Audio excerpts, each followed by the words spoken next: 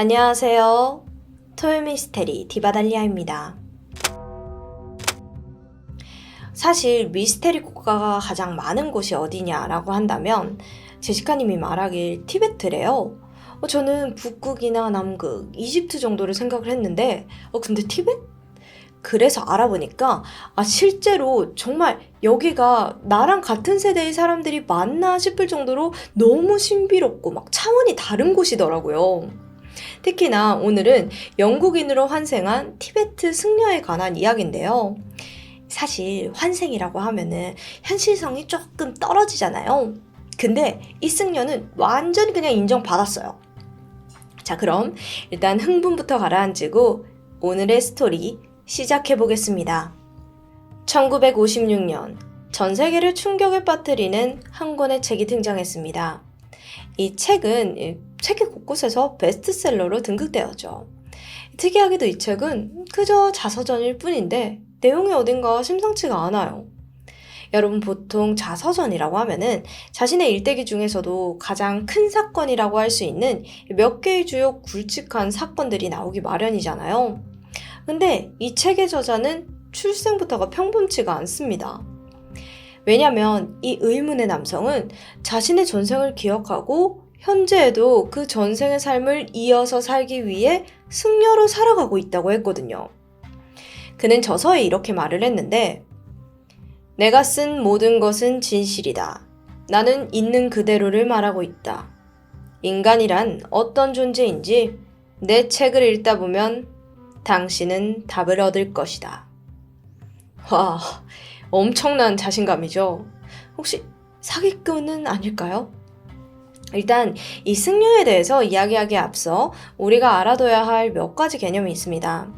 달라이 라마에 관한 이야기는 예전에 토미에서도 소개된 적이 있기는 하지만 잘 모르시는 분들을 위해서 간략하게 설명을 해드릴게요. 달라이 라마는 티베트 불교에서 최고의 수장을 가리키는 명칭이에요. 티베트의 실질적인 통치자라고도 할 수가 있는 거죠. 로마 가톨릭교회 교황이 있다면 티베트 불교에는 달라이 라마가 있는 셈인 건데요. 국가의 최고 지도자 역할을 수행함과 동시에 나라를 대표하는 외교에도 엄청난 영향력을 지니고 있는 인물입니다. 특이한 게 있는데 달라이 라마는 계속되는 환생을 통해서 계승자를 임명하는 매우 특이한 세습 방식을 가지고 있습니다. 예를 들면 1대 달라이 라마가 죽기 전에 자신의 환생을 어디에서 한다라고 이렇게 말을 해주면 이후 제자들이 그가 암시한 장소를 찾아다니면서 계승자가 될 환생할 아이를 찾아다니는 겁니다. 진짜 달라이라가 맞는지 아닌지 엄격하게 심사를 했고요. 마지막으로 합격한 한 명의 아이가 달라이라마로 선출이 되는 거죠.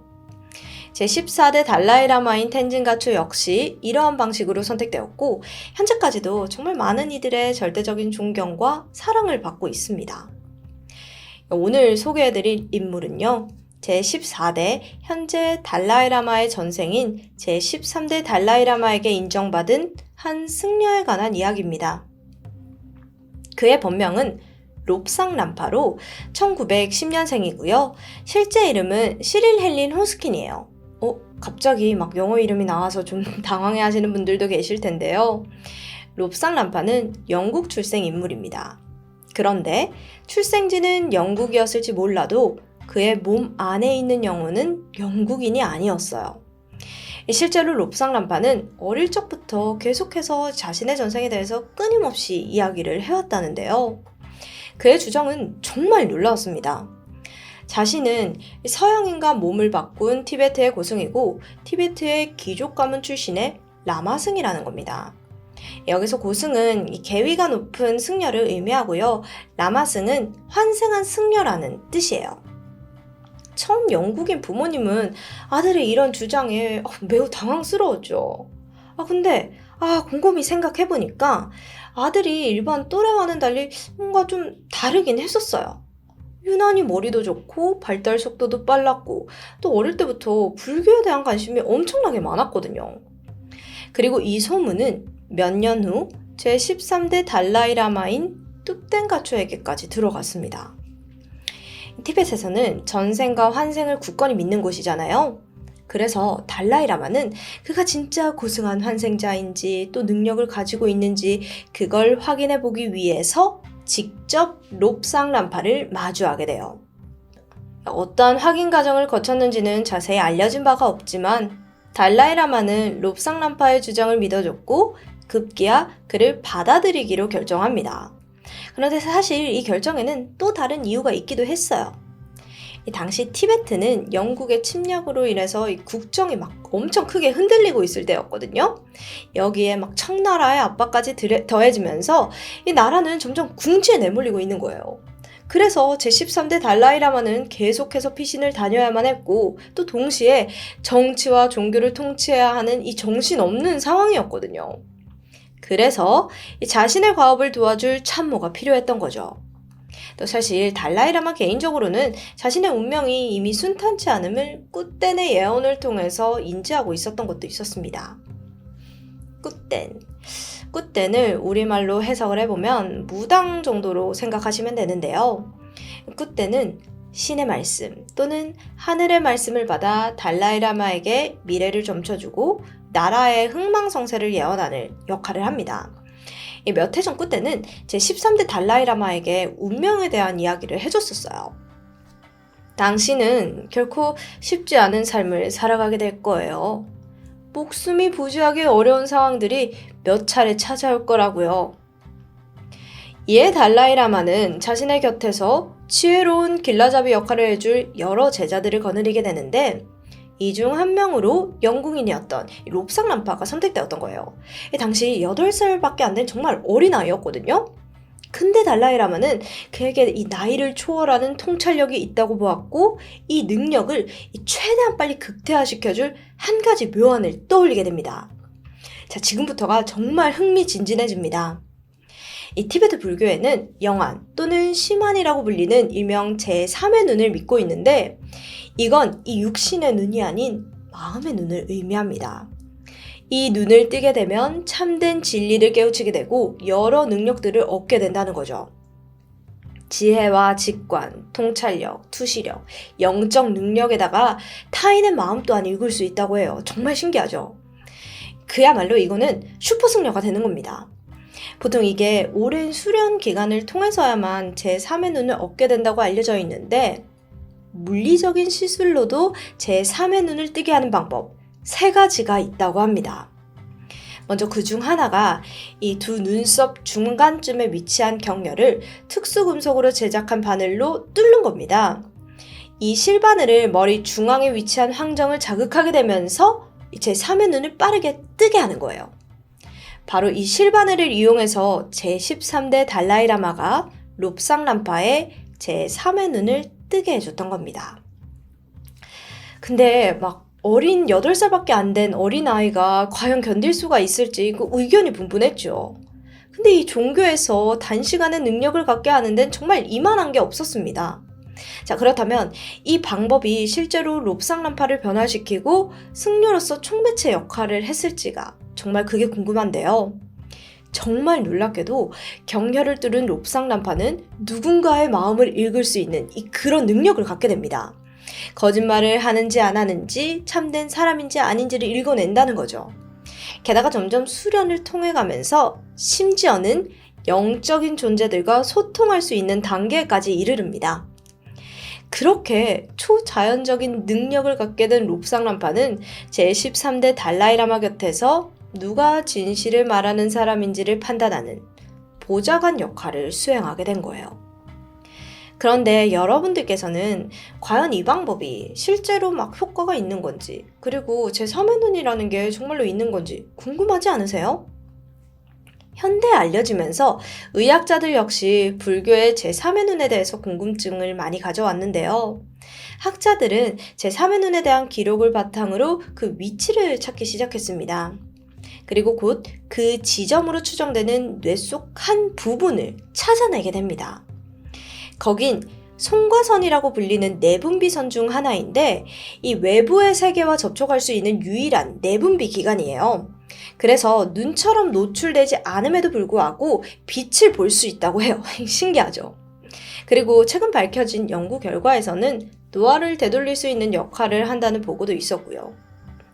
게다가 이 송가선이 철학의 아버지라 불리는 데카르트 역시 주목했던 부분인데, 그의 주장에 따르면 육체와 정신이 만나고 연결되는 부분이 바로 이 송가선이라는 내용이에요. 그러니까 우리 모두에게는 우리가 모르는 제3의 눈이 존재한다는 거죠. 어쨌든 시간이 갈수록 롭상란파의 능력은 더욱더 더 다양해졌고 신묘해졌습니다. 그 한 예로 어느 날 롭상란파와 그의 스승 달라이라마가 티베트 불교에서 가공의 낙원이라고 불리는 전설적인 왕국 샴발라에 다녀오는 경험을 하게 됩니다. 샴발라, 이름부터가 정말 신비롭고 좀 특이한데요. 아무튼 이 샴발라라는 곳은 고대 문헌에서 수차례 언급되기도 했던 숨겨진 왕국인데, 고대 기록에 따르면 히말라야 북쪽에 위치해 있다고 합니다. 롭상란파에 따르면 그가 본 샴발라는 지상 낙원 그 자체, 황금으로 만들어진 불상들에 절대 시들지 않는 꽃이 환하게 피어있고, 또 이런 말도 적혀 있었어요. 멀리 저 끝에는 마치 하늘까지 닿는 천국의 창문, 이상한 도시가 완벽하게 살아있다. 또 빙하에서 밖으로 튀어나와 있는 건물들도 있었고, 건물의 돌, 벽돌, 어느 하나도 손상된 것이 없었다. 추후 롭상란파는 이곳에서 얻은 깨달음을 바탕으로 한 권의 책을 집필하게 됐는데, 이것이 바로 더 서드 아이, 제3의 눈이라는 책입니다. 이 책이요, 그 세계 곳곳 베스트셀러에 올라가면서 엄청난 인기를 누리게 됩니다. 아니, 사실 내용만 보고 따지면 굉장히 초자연적이고 막 미스테리하잖아요. 그런데도 불구하고 반응은 폭발적이었던 거죠.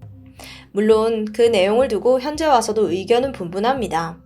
그가 오컬트와 신비주의에 심하게 매료된 거짓말쟁이라는 주장도 있고요. 전생에 승려였던 기억을 잃지 않고 태어나 다시 승려가 되며 티베트 불교에서 비밀리에 전해지고 있는 방식으로 제3의 눈을 뜨게 되었다는 롭상란파. 그는 1981년 죽음을 맞이했는데요. 과연 그는 또 다시 환생했을까요? 지금까지도 20세기의 가장 미스테리한 인물 중 한 명으로 꼽히면서 티베트 불교 내에 엄청난 지지를 받고 있다고 합니다. 투시 능력과 영적인 능력을 얻고 샴발라에 방문하였던 그의 일대기는 정말 진짜일까요? 오늘의 스토리 외에도 티베트 불교와 관련해서는 정말 풀리지 않은 수많은 미스테리들이 존재합니다. 특히나 여러 탐험가들은 샴발라의 근원과 위치에 대해서 여전히 조사를 이어오고 있고요. 과연 언제쯤이면 우리가 그 사실들에 좀 더 가까워질 수 있을지. 지금까지 토요미스테리 디바달리아였습니다. 안녕하세요. 토요미스테리 디바제시카입니다. 오늘 이야기는 정말 흥미로움과 동시에 실제 사건이라는 게 믿어지지 않는 이야기입니다. 1995년 5월 17일 티베트 출신의 한 남자아이가 실종되는 사건이 벌어졌죠. 아이는 간 6살 된 게둔 초에키 니마입니다. 보통 아이가 사라지면 경찰에 신고를 하고 신속히 수사가 진행되는 게 당연합니다. 하지만 아이러니하게도 당시에 많은 사람들은 이 사건을 오히려 쉬쉬했는데요. 한편에서는 기필코 이 아이를 찾아야 한다면서 아주 상반된 모습을 보였죠. 게둔 초에키 니마. 이 아이는 분명 평범한 아이가 아니었습니다. 히말라야 산맥 아래 종교적인 믿음으로 살아가는 이곳은 바로 중국 남서부에 위치한 티벳입니다. 티벳은 중국과는 전혀 다른 문명을 가지고 있는데요. 청나라 때 편입이 된 이래 지금까지 중국과 같은 나라로 묶여있죠. 티벳 사람들은 중국 정부에서 벗어나고자 끊임없이 독립을 요구하면서 싸우고 있습니다. 티벳에도 대한민국의 임시정부처럼 자국의 독립을 위해 일하는 티벳 망명정부가 있는데 현재는 인도의 다람살라 지역으로 옮겨가 있죠. 그리고 이들을 이끄는 지도자가 바로 다들 한 번씩 들어보셨을 그 이름 달라이 라마입니다. 달라이 라마는 사람의 이름이 아닙니다. 몽골어로 큰 바다를 뜻하는 달라이 그리고 스승을 뜻하는 라마가 합쳐진 고유 명사예요. 그는 티베트인들의 정신적 지주이자 통치자 그러니까 쉽게 말하면 종교적인 국왕과도 같은 사람이라고 할 수 있죠. 근데 이걸 단순하게 국왕이라고 이해하긴 좀 힘든 게 달라이라마는 티벳뿐만 아니라 전 세계적으로 특히나 불교를 믿는 이들에게는 신처럼 여겨지기도 합니다. 그 이유에 대해서는 예전에 토미에서도 다룬 적이 있죠. 일단 달라이라마는 죽어서 육체가 소멸되더라도 반드시 환생한다고 믿어집니다. 불교의 가장 핵심 사상인 윤회를 뜻하죠. 그래서 달라이라마의 후계자는 그 전때의 달라이라마가 사망한 후에야 선정될 수 있습니다. 그러니까 예를 들어서 4대 달라이라마가 사망하셨어요. 그럼 이후에 이 죽은 이가 환생한 꼬마 아이를 찾아다니는 거예요. 그리고 나서 그 아이를 찾아서 5대 달라이라마로 선정하는 방식을 아주 대대로 고수하고 있습니다. 현재의 달라이라마는 14대, 그는 13대 달라이라마가 사망한 이후 2년 만인 1935년 사실 그는 티벳의 아무드 지방에서 한 농민의 아들로 태어났습니다. 네, 환생자 수색대가 어떻게 하다 그 아이를 찾아냈고 선대 달라이라마만, 그러니까 13대 달라이라마만 알고 있는 어떤 질문에 그가 답을 하게 되면서 이 아이가 전생의 기억을 가지고 있다라는 걸 증명해내게 되죠. 그렇게 환생자로 인정받고 14대 통치자가 된 겁니다. 이렇게 원칙적으로는 종교적 지도자인 달라이라마가 정치적인 힘을 얻을 수 있는 이유는 따로 있었습니다. 조금 과거로 넘어가서 1951년 5월에 티벳과 중국이 몇 차례의 협상 끝에 이 티벳이 중국의 영토이다, 이걸 인정해라 라는 걸 협상을 하게 돼요. 대신에 달라이라마의 자치권, 우리 건 우리가 알아서 할게 라는 걸 보장한다는 타협을 이끌어냅니다. 그런데 14대 달라이라마는 중국 정부에 강하게 저항을 하게 돼요. 그러면서 몸을 피해서 인도로 망명한 상태인 거죠. 자, 그런데 티벳에는 사실 달라이라마만큼 중요한 또 다른 인물이 있습니다. 그는 서열 2위의 종교적, 정신적 지주라고 할 수 있는 바로 판첸라마. 이 사진은 지난 1939년부터 1989년까지 10대 판첸라마의 실제 모습입니다. 그는 달라이라마와는 다르게 세속적인 어떤 권력을 가지고 있진 않아요. 그럼에도 불구하고 굉장히 중요한 인물인 데는 이유가 있습니다. 판첸라마가 선대 달라이라마의 환생자를 찾아내는 이런 아주 막대한 권한을 가지고 있기 때문이에요. 아까 제가 환생자 수색대 이야기를 잠깐 했었는데요. 그 환생자 아이를 찾아내는 이 수색대의 대장격이 바로 판첸라마라는 겁니다. 좀 살펴보면 판첸라마의 말 한마디로 얘가 달라이라마의 환생자다라고 결정이 지어지는 거예요. 그러니까 권한이 크죠. 그런데 여기서 또 중요한 게 판첸라마 역시 달라이라마처럼 환생으로 임명이 된다는 겁니다. 아니 그러면은 판첸라마가 사망하고 나서 누가 다시 어떤 꼬마 아이로 태어난지 어떻게 아냐? 그걸 결정하는 게 바로 달라이라마입니다. 즉 달라이라마와 판첸라마가 번갈아 가면서 서로의 환생자를 찾는 역할인 거죠. 정말 티벳 사람들에게는 중요한 두 사람입니다. 그런데 지난 1995년 10대 판첸라마가 사망했죠. 그리고 6년 만에 6살이라는 나이로 11대 판첸라마로 임명된 남자아이가 있습니다. 그 아이가 바로 현재 실종 상태인 게둔 초에키 니마. 게둔은 판첸라마 자리에 오른 지 3일 만에 종적을 감췄습니다. 도대체 무슨 일이 벌어졌던 걸까요?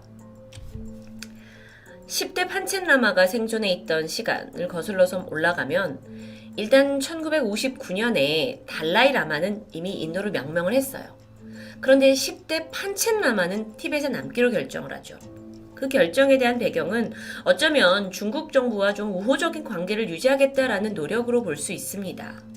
그런데 그럼에도 불구하고 중국 정부는 계속해서 티벳의 승려들을 탄압했고 그 티벳에 남아있는 유산들을 다 파괴해버려요. 그 상황이 점점 거세지니까 보다 못한 이 중국에 남아있던 판첸라마가 마오쩌둥에게 이 탄압이 너무 심한 거 아니냐라고 우려하는 입장을 표명합니다. 근데 마오쩌둥에게 이건 정치적 반항이라고 해석된 거죠. 그래서 분노한 마오쩌둥이 판첸라마 네가 중국을 비판하는 연설을 하지 않았냐? 하면서 바로 체포해버립니다. 이후 감옥에서 13년간 고문과 학대를 당했고요. 겨우 출소를 한 후에 판첸라마는 그래요. 우리가 사회주의와 중국 국민을 위해 노력을 하겠다라고 어쩔 수 없이 선언할 수밖에 없었죠. 이런 상황은 중국 정부가 티벳의 지도자를 포섭했다고 볼 수도 있습니다. 그런데 1989년에 이 10대 판첸라마가 세상을 떠나면서 상황이 급변하기 시작했어요. 원래대로라면 판첸라마가 사망하고 그의 환생자를 달라이라마가 찾아야 하죠. 그리고 선포를 해야 하고요. 근데 그가 인도에 망명을 가 있습니다. 그러니까 이 환생자 수색이 더뎌질 수밖에 없었죠. 심지어 중국이 방해 공작을 펼치게 되면서 무려 환생자 아이를 찾는데 6년이라는 시간이 흘러버려요. 그러던 1995년 4월입니다. 티벳의 최대 사원 중 하나인 타쉬롱포 사원이 기나긴 수색 끝에 마침내 판첸라마 환생자를 찾아내는데요. 그가 바로 게둔 초에키 니마였죠. 달라이 라마 또한 인도에서 이 소식을 듣고 다음 달 5월에 바로 그를 공식적인 11대 판첸라마로 인정하고 선포합니다. 다 해결된 줄 알았어요. 그런데 티벳을 눈엣 가시로 생각하던 중국은 이제 그때의 권력자가 장점인인데 아니 또 다른 권력자가 탄생하는 걸 볼 수 없잖아요. 그러더니 갑자기 달라이 라마가 어떻게 우리와 상의도 없이 이런 중대 발표를 할 수 있냐 하면서 맹렬하게 비판합니다. 이건 정치적으로 중국을 무시한 행위고 불교 자체를 배신했다고 분노를 해요. 그렇게 억지 주장의 끝을 달리더니 마침내 이렇게 공표하죠. 역사와 종교적인 규칙과 절차를 이렇게 다 무시하고 달라이 라마 마음대로 했기 때문에 이건 다 무효다. 환생을 인정할 수 있는 권리는 중국 정부에 있다.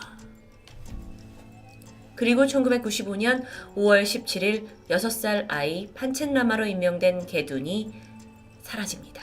일가족과 모두 함께요. 그러니까 이 정치 세력이 싫어서 부모가 아이를 데리고 어디로 간 게 아니라 중국 정부에 의해서 이뤄진 역대급 일가족 납치 사건이었죠.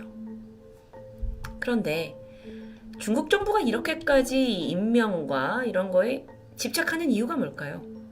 뻔합니다.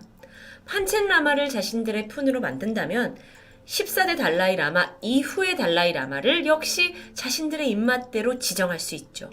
이후에 자연스럽게 티벳 사람들을 통제하고 자신의 국가로 흡수할 수 있기 때문입니다.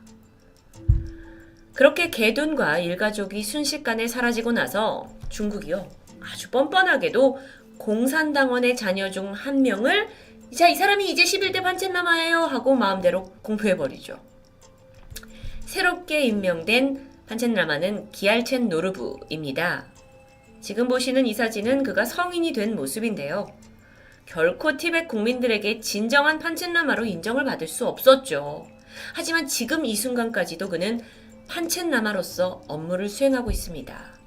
중국과는 우호적인 관계죠. 그리고 이젠 중국 인민정치위원 중 한 명이기도 합니다. 자, 그렇다면 도대체 납치된 소년과 가족들은 어디에 있는 걸까요? 그리고 제가 알고 있을 정도면 전 세계가 알고 있다는 건데 여기에 어떻게 우리가 반응을 해야 될까요? 이 모든 의심에 여전히 침묵으로 일관하던 중국 정부는 게둔은 그냥 잘 살고 있다 라는 소식만 전했습니다. 하지만 전 세계 인권단체들은 믿지 못하겠다면서 심지어 아이가 이미 목숨을 잃은 건 아니냐라고 강하게 추측했죠. 정말 이 게둔이라는 한 아이의 실종은 결코 간단한 문제가 아니었습니다. 중국과 티벳 간의 세력 싸움을 넘어서 전 세계적인 인권 문제로까지 번졌으니까요. 실제로 지난 2007년에 UN 인권위원회에서 실종된 지 12년 만에 게둔 도대체 어디냐 하면서 행방을 추궁하게 돼요. 근데 이때 마침 중국이 마치 예상이라도 한 듯 이렇게 근황을 털어놓죠. 게둔은 아주 평범하게 살고 있다. 키가 165cm로 자랐다. 건강이 양호하고 중국 문화에 큰 관심을 가지고 있다. 최근에는 서예에 흥미가 생긴 듯하다. 게둔뿐만 아니라 그의 가족들 역시 모두 번듯한 직장에서 좋은 보수를 받고 있다라고 전했는데요. 물론 진실을 확인할 길은 없습니다. 그러던 지난 2015년에 중국 관계자들이 게둔 초에키 니마 실종의 20주년 명목하에 또 한 번 그의 근황을 발표했습니다. 현재 그는 대학 입학 시험을 통과했고 직업까지 갖고 있다는 꽤나 구체적인 내용이었죠. 믿을 수 있을까요? 티벳 언론이 여기에 즉각 아주 강하게 반발했습니다. 아니, 그 11대 판첸라마 이 개둔이 사라진 이후에 이 아이를 본 사람이 단 한 명도 없고 소식을 제대로 들은 사람도 없는데 정말 이건 아이가 그냥 세상에서 사라진 거랑 마찬가지다. 그 아이에 대해서 정확히 밝혀라 하지만 중국 정부는 뻔뻔합니다. 이렇게 둘 사이에 날이 새우던 중에 이걸 보다 못한 미국에서 관여를 하게 되는데요. 폼페이오 장관이 작년 2020년에 판첸라마 문제를 공식적으로 가지고 오게 되면서 중국을 압박했죠. 그러면서 이걸 해결하기 위해 미국과 여러 단체가 합심을 해서 개둔의 성인이 된 초상화를 공개하기도 합니다. 자, 이 모습은 11대 판첸라마가 살아있다라는 가정하에 그 나이에 맞게 변화한 외모를 예상한 초상화입니다. 이런 것까지 만들어진다고요? 이렇게까지 전 세계인들의 관심과 의심, 압박 속에서도 중국은 여전히 입을 다물고 있어요. 한편 14대 달라이 라마는 지금까지도 이 중국이 인정한 11대 판첸라마를 전혀 인정하지 않고 있습니다. 그는 오로지 6살 개둔 그 아이만이 진짜 판첸라마다라는 입장을 발표했죠. 근데 만약에 끝까지 이 아이가 발견되지 않는다면 어떻게 될까요? 모든 건 중국의 계략대로 되겠죠. 그래서 달라이 라마가 엄청난 선언을 하게 돼요. 이제 나를 끝으로 더 이상 달라이 라마 환생자는 나타나지 않을 거다라는 선언이었죠. 중국의 입맛대로 가지 않겠다는 겁니다. 근데 티벳은 이게 전통적으로 고수되고 있는데요. 이게 문제가 있습니다. 이대로 달라이 라마가 사라지면 사실 중국 정부가 오히려 더 좋아할 수도 있어요. 서열 2위 판첸라마를 이용해서 티벳을 지배할 수도 있고, 그러면 티벳 불교 자체가 이 세상에서 사라져버릴 수 있는 위기에 처하게 되죠. 차, 한 공산주의 국가가 개입한 6살 아이 실종 사건. 중국의 이 무자비함 속에 티벳 국민들은 실종된 지 26년이 지난 지금까지도 개둔 초에키 니마를 제발 돌려달라고 항의 시위를 하고 있습니다. 정말 개둔은 중국의 주장처럼 평범한 청년으로 정상적인 삶을 살아가고 있을까요? 아니면 혹시 아무도 모르는 어떤 외딴 섬이나 수용소에 갇혀 있는 건 아닐까요? 그것도 아니라면 이미 흔적도 없이 살해당한 건 아닐까요? 토요미스테리 디바제시카였습니다.